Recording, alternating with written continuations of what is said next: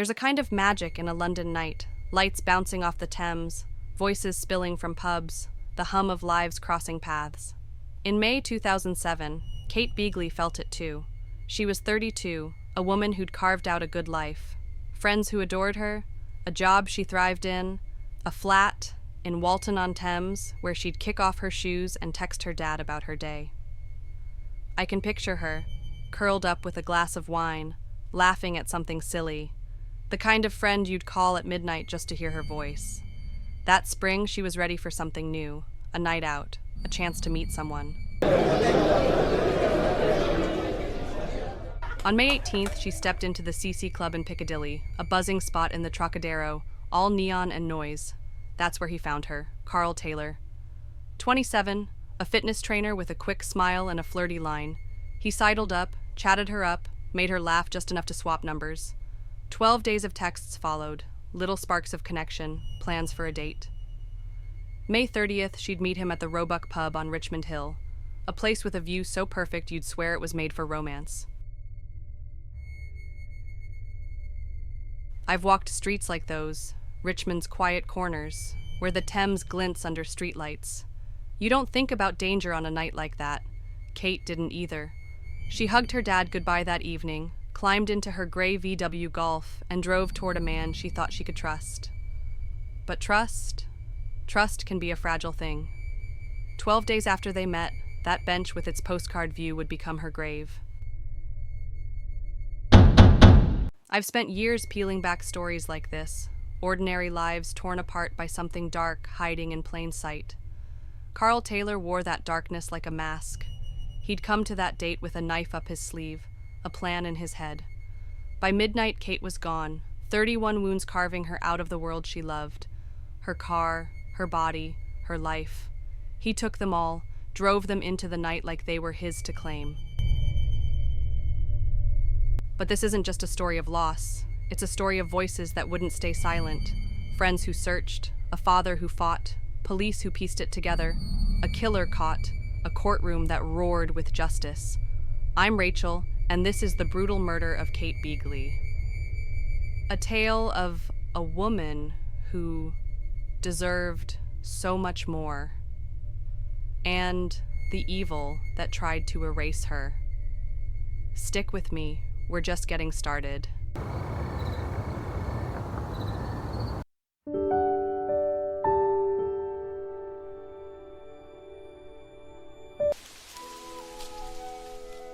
Kate Beagley's world wasn't loud or showy, but it was hers, and if you stepped into it, you'd feel its warmth right away.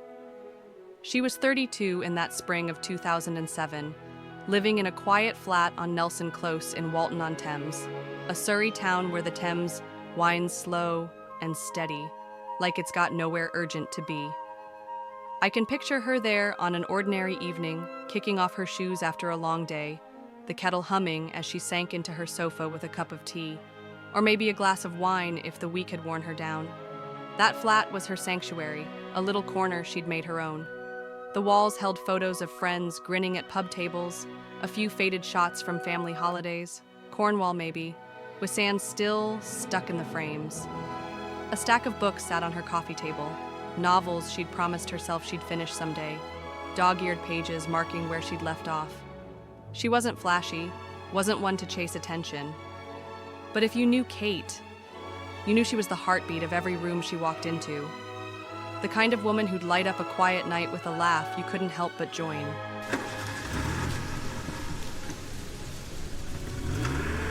She worked as a sales manager for Centrica, a big energy company with big demands, and she handled it with a grace most people couldn't muster.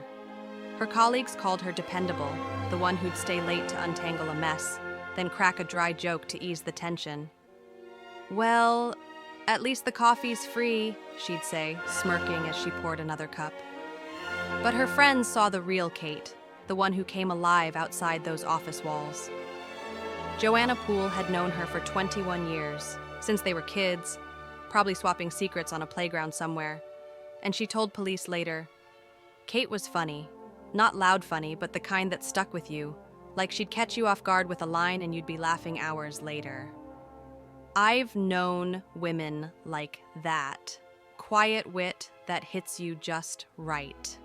Another friend, Becky Marie's, said Kate planned nights out with this gung-ho joy, always the first to say yes to a pub quiz, a last-minute trip to Brighton, or a round of drinks she'd insist on buying. She'd drag us out, Becky remembered, and we'd thank her for it every time. I think about those nights a lot, the way Kate could turn a rainy evening into something golden. She'd been single for a while by 2007, not rushing into anything, but she wasn't closed off either. Friends teased her about it. Joanna once said Kate's flat should have had a revolving door for all the dates she'd tried over the years, most ending in funny stories she'd tell over wine. He talked about his ferret for an hour, she'd laugh, shaking her head. But May 2007 felt different. She was ready for a spark, something real. That's what drove her to the CC Club on May 18th, where she met Karl Taylor. She didn't know then how that night would ripple out, how 12 days later it'd lead her to a pub on Richmond Hill, and a bench she'd never walk away from.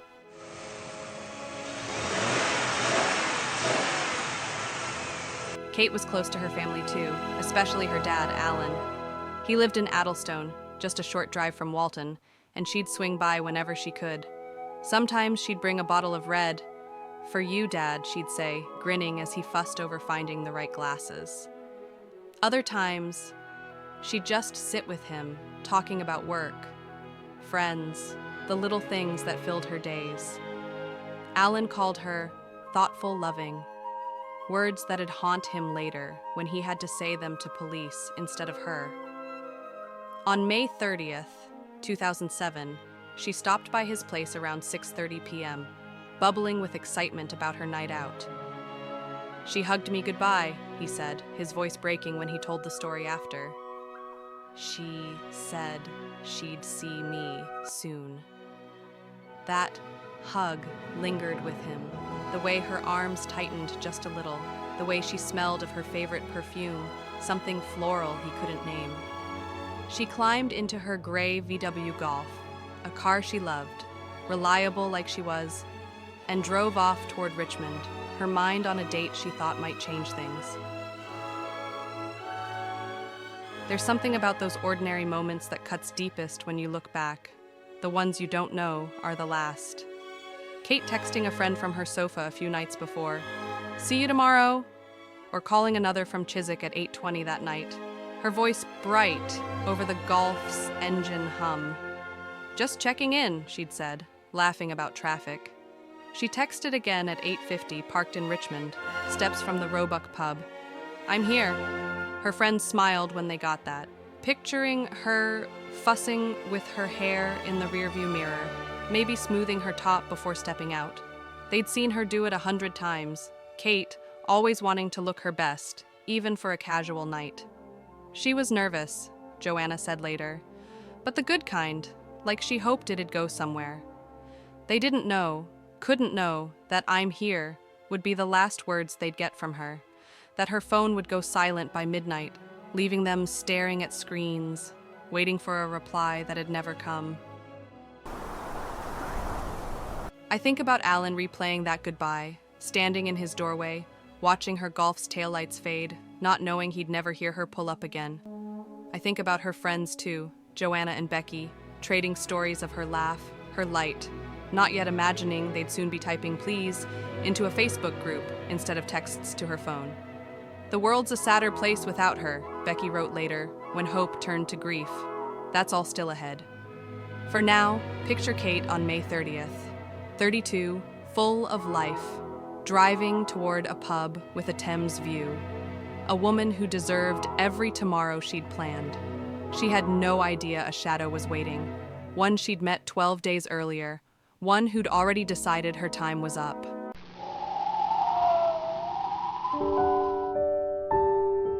Kate Beagley lived fully. Every friend, every hug, every quiet night in that flat proved it. She just didn't know how little time she had left, or who was about to take it from her. That's where we're going next.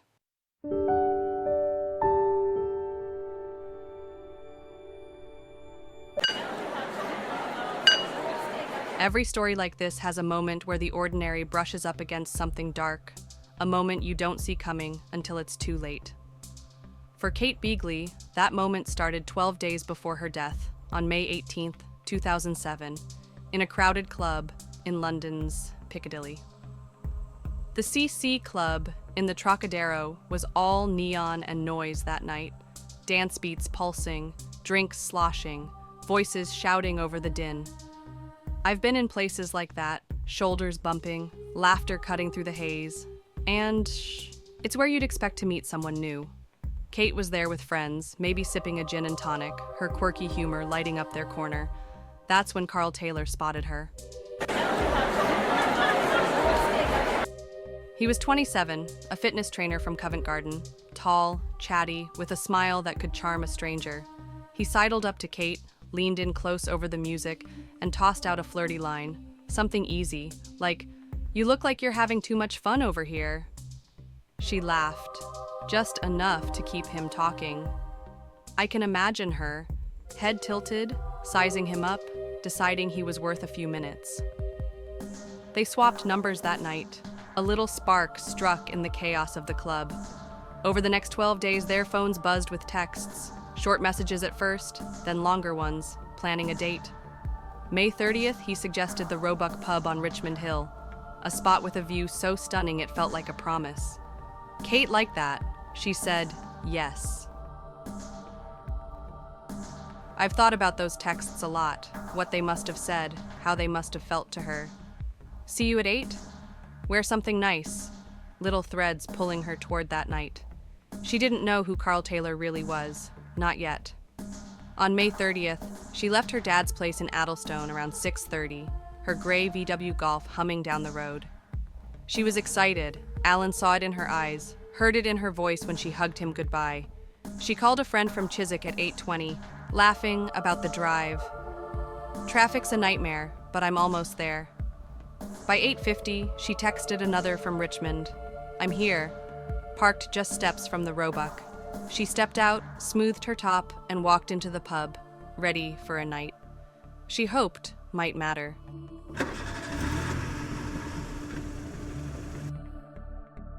The Roebuck was one of those places that felt timeless. Wooden beams, a buzz of voices, the Thames glinting through the windows. I've sat in pubs like that, watching the world go by, never thinking danger might walk in. Kate found Karl waiting, maybe at a table near the bar, a pint in hand, that same smile from the CC Club plastered on his face. They ordered drinks, hers a white wine probably, his something darker, and settled in. But something was off. Witnesses noticed it later, piecing it together for police. Maureen Roncone, a regular, saw Kate that night, head down, texting on her phone, barely looking up as Karl talked at her. She wasn't into it, Maureen said. He kept going, but she had her head down like she was somewhere else. I wonder what Kate was thinking then. Did she feel the disconnect? The first flicker of unease? Her friends got texts during that hour. He's okay, I guess. Maybe, or bit full of himself. She didn't laugh as much as she had at the club, didn't lean in like she might have hoped. Karl, though, he kept the charm up, kept talking, steering the night where he wanted it to go. Sometime after 10, he suggested they step outside. Let's get some air, he might have said, nodding toward the door. Kate agreed. Maybe reluctantly, maybe just to be polite. They left the pub, walked a short stretch to a bench overlooking the Thames, a spot so perfect you'd pick it for a first kiss, not a first crime. They sat there, the river shimmering below, the air cool against their skin. I've stood on Richmond Hill at night, seen that view, the way the lights dance on the water, the way it feels like the world's holding its breath. Kate must have seen it too, sitting there beside a man she barely knew. She didn't know he'd come with a knife hidden up his sleeve. Didn't know he'd already decided this date wouldn't end with a good night. That bench, with its postcard beauty, was about to become something else. Something she'd never walk away from. And Karl Taylor? He was ready to show who he really was. Kate Beagley went to the Roebuck looking for a spark. She found a shadow instead, one that had been waiting since the night they met. What happened next? That's where this story turns. There's a stillness on Richmond Hill at night, a kind of quiet that wraps around you, the Thames glinting below like a ribbon of silver. I've stood there, felt the cool air, watched the lights flicker across the water. On May 30th, 2007, Kate Beagley sat on a bench in that stillness, the Roebuck pub's chatter fading behind her. She was 32, out for a first date, hoping for a spark. Maybe even a story to laugh about later with friends. Beside her was Karl Taylor, 27, flirty, charming, until he wasn't. They'd left the pub sometime after 10, walked the short stretch to that bench, a spot so perfect you'd pick it for a kiss, not a killing. But Karl had other plans. Plans he'd carried in his sleeve all night. I've seen evil up close, written about it, walked its edges, and it doesn't always roar. Sometimes it sits beside you, smiling, waiting. Karl Taylor had come prepared. That day, he'd stopped by a friend's house, picked up a carving knife and a pair of scissors. Tools he didn't need for a date, unless the date was just a lie. The knife stayed hidden, tucked up his sleeve, its blade cold against his skin as he sat with Kate, talking over the river's hum. What did they say there? Maybe he tried to charm her again. Great view, right? His voice smooth, masking the itch in his hands. Maybe she nodded, distracted, still texting friends like she had in the pub. Maureen's words ringing true. She wasn't into it. But Karl didn't care about that. He wasn't there for her smile. He was there for her car, and he'd decided she wouldn't keep it. Sometime between 10 and 11 p.m., the mask fell. They were alone on that bench, no witnesses close, just the night and the river watching. Karl pulled the knife from his sleeve, 8 inches of steel, sharp enough to cut through anything, and turned on her. I can't imagine what Kate felt in that first second.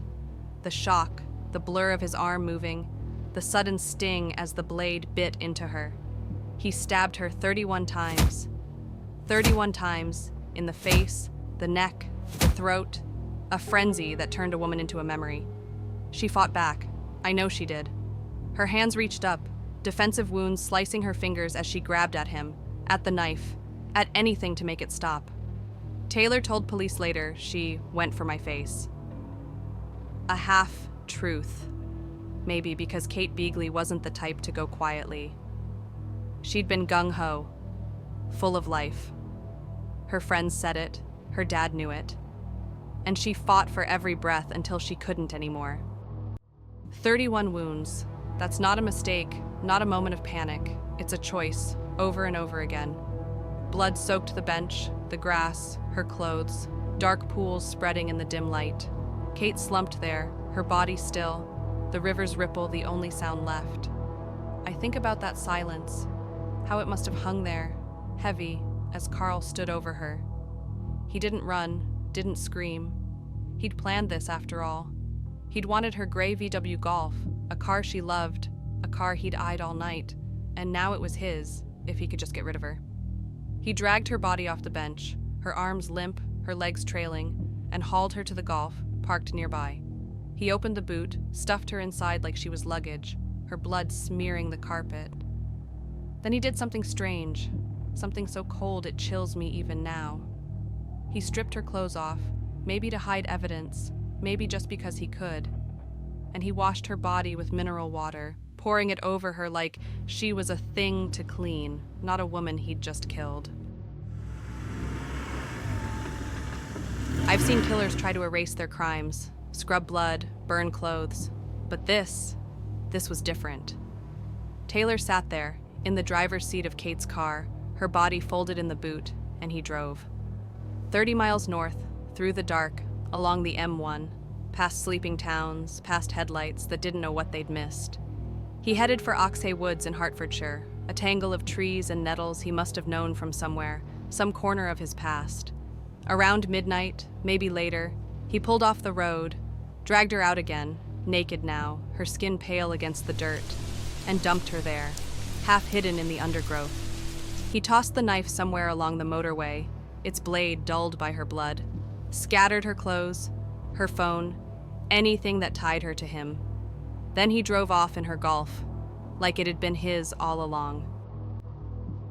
I think about Kate lying there in Oxhey Woods, alone, stripped of everything, the nettles brushing her skin as the night closed in. She'd been a woman who hugged her dad goodbye hours before, who'd texted, "I'm here," with a smile in her voice. Now she was gone, left in a place she'd never have chosen, by a man she'd trusted for 12 days. Karl Taylor didn't look back. He took her car, her life, and drove into London, already spinning lies in his head. He'd show off that Golf to friends later, sell her phone like it was nothing, as if 31 stabs could vanish with a splash of water and a wooded ditch. But Kate's story didn't end there, not in that silence. Someone would find her, and someone would make him pay. Kate Beagley's last night ended on that bench. 31 wounds, a stolen car, a body left in the woods. Karl Taylor thought he'd written the end. He was wrong. What happened next? That's where her fight finds its voice. When someone you love goes quiet, there's a moment before the worry sets in, a moment where you tell yourself they're just busy, just out of reach. For Kate Beagley's family and friends, that moment ended fast on May 31st, 2007. She texted, "I'm here," at 8:50 the night before, parked outside the Roebuck pub in Richmond, her voice bright, her night just starting. By morning, her phone was off, her flat on Nelson Close empty, her gray VW Golf gone. I've seen silence turn to dread like that, watched it grip people who know deep down something's wrong. Kate wasn't the type to vanish. She had work at Centrica, friends to meet, a dad who'd hear from her every few days. When she didn't show up, didn't call, those who loved her started asking questions, and the answers weren't coming. Alan Beagley felt it first. Kate's dad woke up that Thursday with a nag he couldn't shake. She'd said she'd see him soon, hugged him goodbye the night before, but now, nothing. He called her phone, straight to voicemail. He drove to her flat in Walton-on-Thames, knocked on the door. No answer, just the quiet of a place that should have been alive with her. By 8 p.m., he couldn't wait anymore. He rang Surrey police, voice tight, telling them his daughter was missing. 32, reliable, last seen, heading to Richmond. "She's not like this," he said, over and over, as if saying it could bring her back. I can hear that call in my mind, the way a parent's fear cracks through every word, the way it echoes when the world starts to fracture. Kate's friends felt it too, Joanna Poole, Becky Marie's, the ones who'd gotten her text from the night before. "I'm here," lingered on their screens, unanswered replies piling up. "You okay? Call me!" Until the silence screamed louder than words. They didn't waste time. By June 1st, they'd launched a Help Find Kate group on Facebook. Flyers went up, posts spread, 1,674 people joining fast, typing please into the void. "She's 32, dark hair, drives a gray Golf. Please, if you've seen her." I've watched communities rally like that, strangers turning into searchers, hope holding off the worst. Becky wrote later, "The world's a sadder place without her." But that was after.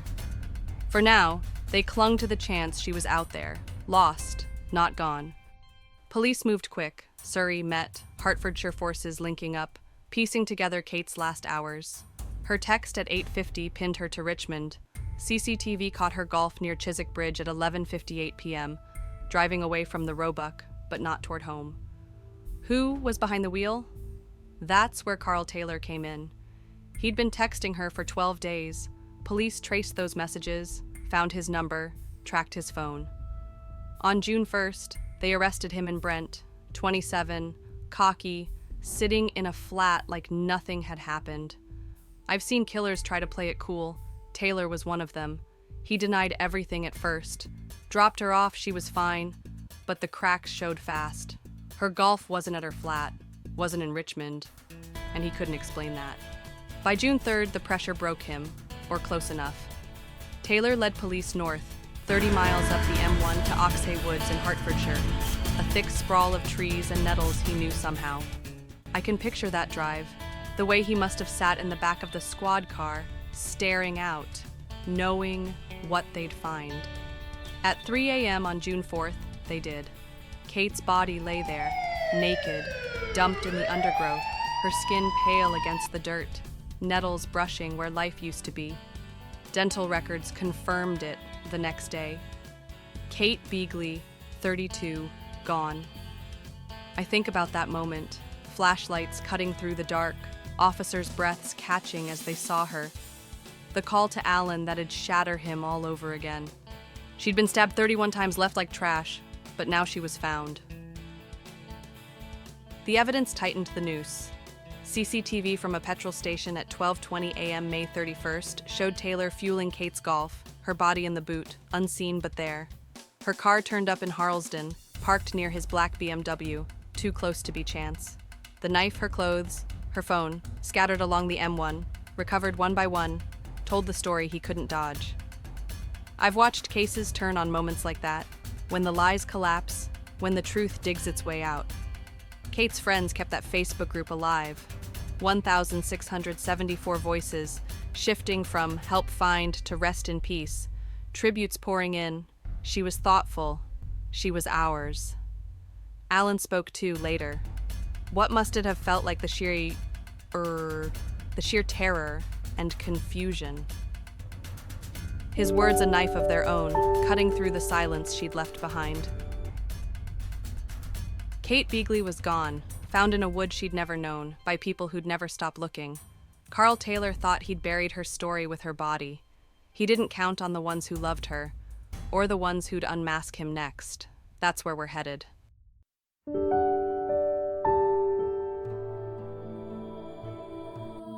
Evil doesn't always look the part, at least, not at first glance.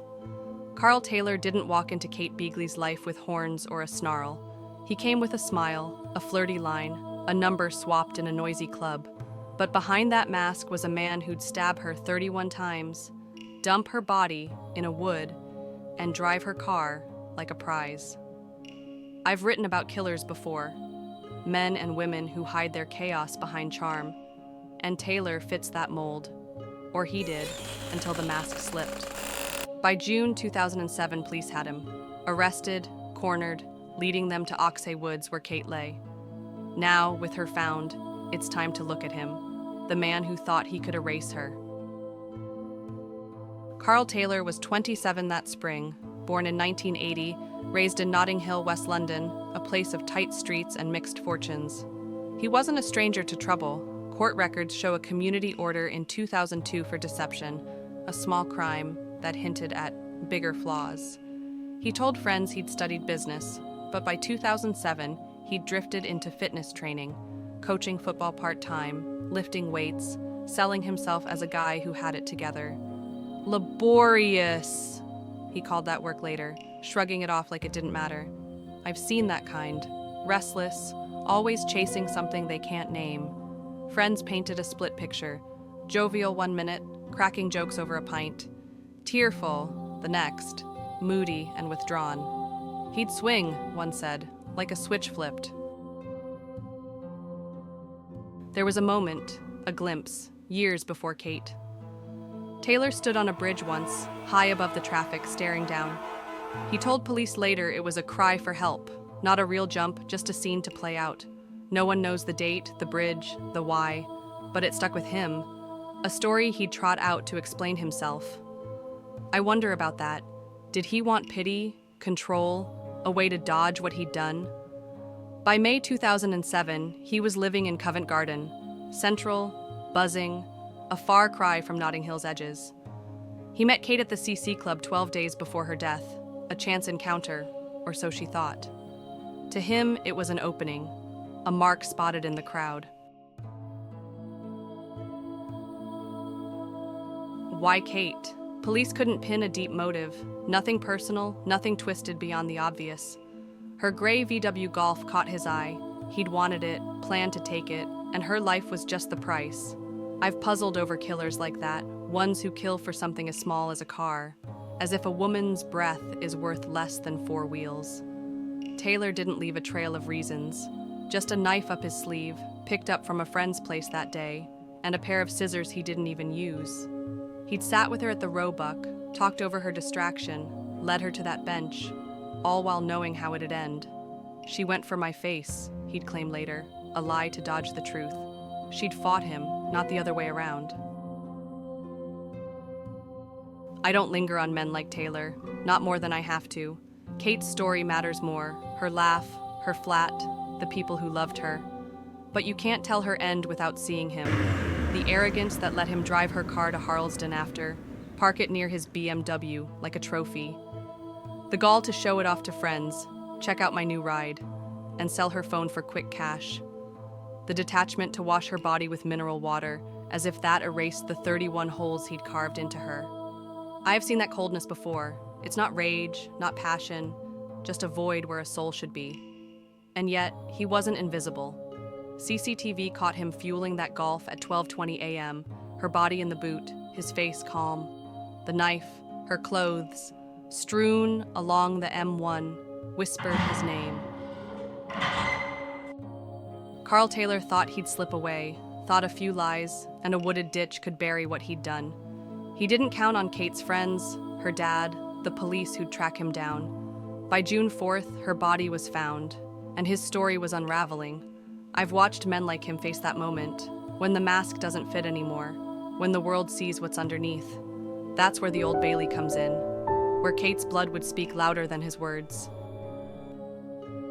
Karl Taylor wasn't a monster in the shadows. He was a man who chose murder and thought he'd walk free. He was wrong. Next, we'll see why.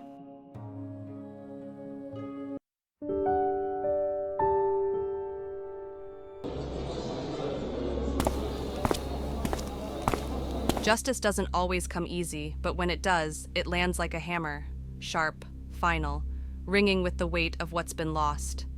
For Kate Beagley, that hammer fell in a London courtroom in early 2008, 9 months after Karl Taylor stabbed her 31 times and left her body in Oxhey Woods.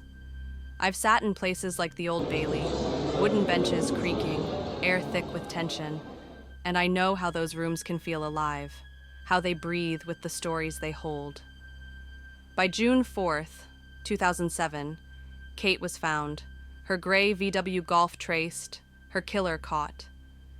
Now it was time for him to answer, not just to police, but to her family, her friends, and to the blood he'd spilled on a Richmond Hill bench. The trial began in February 2008, Central Criminal Court, the Old Bailey, where London's heaviest cases find their end.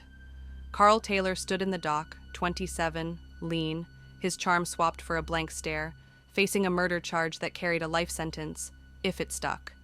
Peter Clark QC led the prosecution, laying it out plain. Taylor had planned this, armed himself with a knife, lured Kate to that bench for her car, then stabbed her 31 times when she wouldn't let go without a fight. This was no accident, Clark told the jury, his voice cutting through the room. He struck her again and again, face, neck, throat, 31 wounds to make sure she'd never stand up. I can see that jury, 12 strangers, eyes wide, picturing Kate's last moments, knowing she'd fought back, her hands slashed as she grabbed at him. The evidence was a net closing tight. CCTV from 12:20 a.m. May 31st showed Taylor fueling Kate's Golf, her body in the boot, his hands steady on the pump. Her car parked in Harlesden near his BMW, the knife and clothes scattered along the M1. All of it pointed one way. I've watched cases hinge on less, but this was a story told in blood and metal, in pixels and tire tracks. Taylor's lies didn't help him. First, he denied everything, dropped her off she was fine. A line he fed police when they nabbed him in Brent. Then he shifted, said she'd driven him home, left him there, alive, smiling. By the time he stood in court, he'd spun a new tale, wilder than the last. Kate had stabbed herself 31 times, after a tearful rant about her mum and some guy named Fraser. She killed herself, he said, voice flat, like he believed they'd buy it. I've heard killers lie, seen them twist truth into knots, but that one was something else. 31 wounds, defensive cuts on her hands, blood soaking a bench. Suicide doesn't look like that. The jury didn't flinch. Peter Clark tore it apart.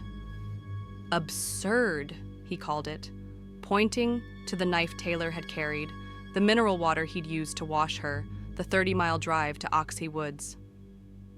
He planned to rob her, Clark said, and when she resisted, he killed her, not once, but 31 times. The courtroom buzzed, Kate's family in the gallery, Alan Beagley clutching his wife Claire, friends like Joanna Poole holding their breath. I can feel that room, the way hope and rage tangle, the way every word lands like a stone. Taylor sat there, head down, his mask gone, just a man who'd run out of stories. On March 5th, 2008, the jury came back. 2 hours, that's all it took. Guilty. The word hit like a crack of thunder. Cheers broke from the gallery, muffled sobs too, as murder sank in. I've seen verdicts lift weights and break hearts at once, and this was both. Judge Giles Forrester didn't pause. He sentenced Taylor then and there. Life, with a minimum of 30 years. Arrogant, manipulative, highly dangerous, the judge called him, his voice steady as he laid it out. You exploited her trust for gain, ended her life with savagery. 30 years, Taylor'd be 57 before parole even whispered his name, locked away since he was 27. I think about that. Kate at 32, full of tomorrows and him, counting decades in a cell. But justice isn't just a sentence, it's a voice. Alan spoke after, his words raw. What must it have felt like? The sheer terror and confusion as she realized what was happening. I can hear him, voice breaking, picturing Kate's last fight, her hands reaching up. She was loving, thoughtful, he said, and he took her from us. Claire collapsed when she'd heard Kate was gone. Alan said she saw nothing but emptiness ahead. Friends echoed it. Joanna's 21 years of quirky humor, Becky's sadder place, their grief a chorus that drowned Taylor's lies. I've watched families stand in courtrooms like that, turning loss into something he couldn't touch, something that'd outlast him. Karl Taylor went down at the Old Bailey, guilty, caged, his mask shattered. Kate's blood spoke louder than his words, and her family's love spoke louder still. That's not the end, though. There's one more piece, how they carry her now.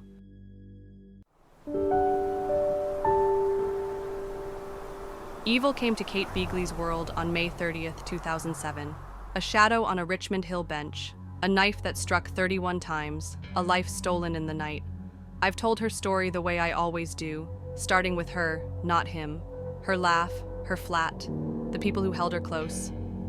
Now, with Karl Taylor locked away, life, 30 years minimum, it's time to look at what's left. What lingers after the courtroom falls silent. I've seen families carry losses like this. Wounds that don't heal but scars they learn to live with. For Kate's family, her friends, that's where this ends, and where she lives on. Alan Beagley felt the void first, Kate's dad, who'd hugged her goodbye hours before she died. What must it have felt like, he asked after the trial, the sheer terror and confusion as she realized what was happening. His voice broke on those words, a father haunted by her last fight, her hands reaching up, her life slipping away. He told police she was loving, thoughtful, a daughter who'd pop by with wine, sit with him in Addlestone, fill his days with her light. Claire, her mum, collapsed when the news hit. Nothing but emptiness, Alan said she saw ahead. I can picture them, standing in her flat on Nelson Close, staring at photos on the walls, a stack of books she'd never finish, a kettle that'd never hum for her again. Her friends carried it too, Joanna Poole, Becky Maries, the ones who'd rallied on Facebook when she vanished. 21 years of quirky humor, Joanna said, her voice thick with loss. Memories of pub nights, last-minute trips, Kate's gung-ho yes to life. Becky wrote, "The world's a sadder place without her." A line that stuck, echoing in tributes online as that Help Find Kate group turned to a memorial. I've watched grief ripple like that, 1,674 strangers and friends typing her name, keeping her alive in words when her voice went quiet. Walton-on-Thames felt it. A neighbor, Shirley, called her happy quiet, stunned that evil found her there. Kate's flat sits empty now, but her laugh, her light, they don't fade so easy. Karl Taylor's gone, caged since March 5th, 2008, a life sentence with 30 years before parole whispers his name. He'll be 57 in 2037 if he makes it, 27 when he killed her, counting decades behind bars while Kate's family counts years without her. I don't dwell on him, never have. He wrote a letter once, from prison, to Alan, called Kate an angel in the dark, said she was unhappy, a twisted bid for forgiveness no one asked for. It didn't matter. Her blood spoke at the Old Bailey, her love speaks now. I've seen evil strike and think it's won. But it didn't win here, not with her family standing, her friends remembering, her story told. Kate Beagley deserved every tomorrow. 32 was just her start. Evil came, but it didn't win. I'll remember her, not him, her laugh, her light, the way she lived. That's her legacy, and that's where I leave her, with the ones who'll carry her always. If her story moved you, if you felt her light, share it with someone. Subscribe for more like this, because voices like Kate's deserve to be heard again and again.